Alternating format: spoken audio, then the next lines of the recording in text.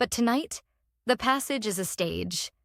The legendary fury of the Southern Ocean holds its breath, for it is witnessing a migration of impossible scale, a pilgrimage that dwarfs any natural event ever recorded in the annals of science. This is the prelude to the Kaiju killer whale intergalactic krill extravaganza, a reunion whispered about in the planet's oldest myths, now unfolding before our very eyes. We begin our observation as the first signs manifest. The water itself, normally a slate-gray turmoil, begins to shimmer with an inexplicable light. It is a bioluminescence of staggering intensity, painting the crests of the colossal waves in streaks of vibrant, otherworldly green and a fiery electric orange. The source is a biological marvel, a species of krill heretofore unknown. Each crustacean, no larger than a human finger, glows with a phosphorescence so powerful that it transforms the sea into a rolling field of neon light. They are the fuel, the food, and the decoration for the feast to come. Above, the sky answers in kind. The aurora australis, the southern polar lights, ignites not as a gentle, shimmering curtain, but as a frenetic, ecstatic storm of color.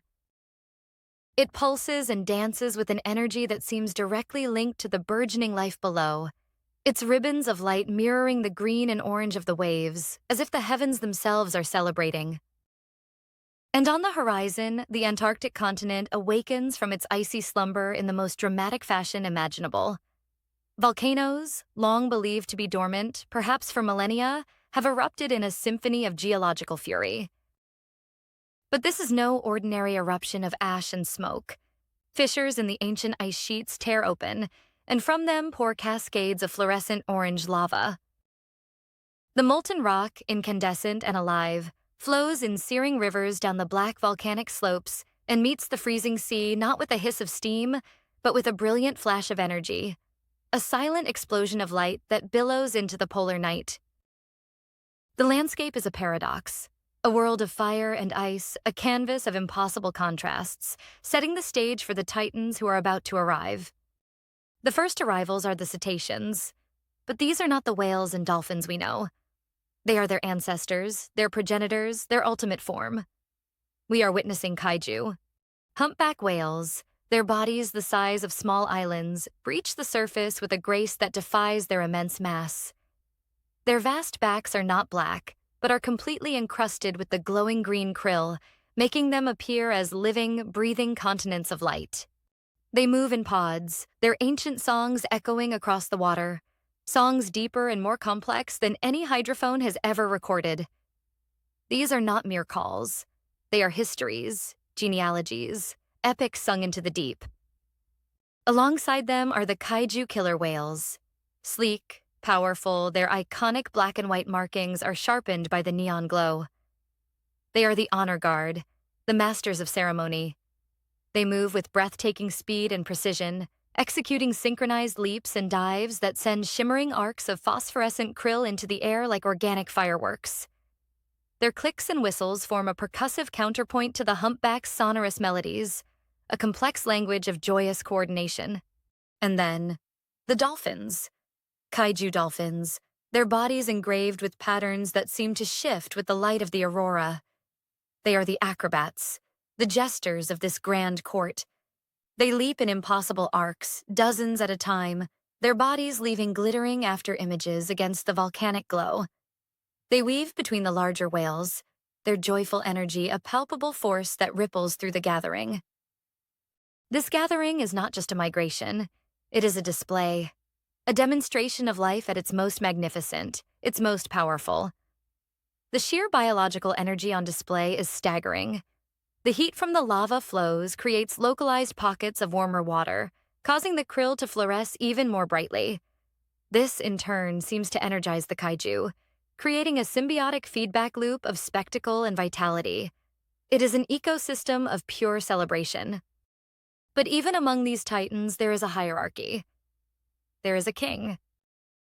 From the churning heart of a particularly massive glowing green wave, a figure of truly mythological proportions rises. It is a creature spoken of only in the most obscure polar legends, a beast from a time when the world was younger and stranger. Standing 300 feet tall, it is the Moose Godzilla. Its form is that of a colossal moose, but its presence is that of a deity. Its antlers are not bone, but a sprawling crown of crystalline structures that catch and refract the light of the auroras and the lava. Its spine, from the base of its skull to the tip of its tail, is adorned with a series of huge fluorescent rainbow mohawk spikes. These spikes are not static. They pulse with a vibrant, shifting light, a living spectrum of color that radiates pure power. With a roar that is not merely sound but a physical force, a roar that shakes the very ice sheets and sends tremors through the ocean floor, Moose Godzilla surveys the scene. Its call is one of approval, of joyous summons.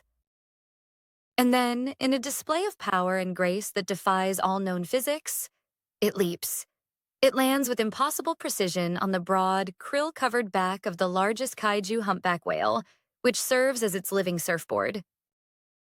The whale does not flinch. It seems to surge forward with renewed purpose, carrying its monarch across the glowing waves. Moose Godzilla, surfing at the edge of the world, is the undisputed sovereign of this impossible reunion. The spectacle, however, is not confined to the sea. The shorelines, lit by the dual glow of lava and aurora, are teeming with a menagerie of creatures that have no business in Antarctica, yet are here in all their glory. Enormous grizzly bears, their fur thick and shimmering, stand shoulder to shoulder with packs of coyotes. Fierce honey badgers, their reputation preceding them across galaxies, jostle for better views. And among them all, a common feature. Each terrestrial animal sports its own magnificent, custom-sized kaiju rainbow mohawk, a mark of solidarity and celebration. There are loons, their haunting calls adding a new layer to the symphony. Ducks and geese, seemingly unfazed by the titanic scale of their fellow attendees, waddle along the ice, their plumage catching the shifting light. The air is filled with a cacophony of animal languages, a chorus of joyful existence.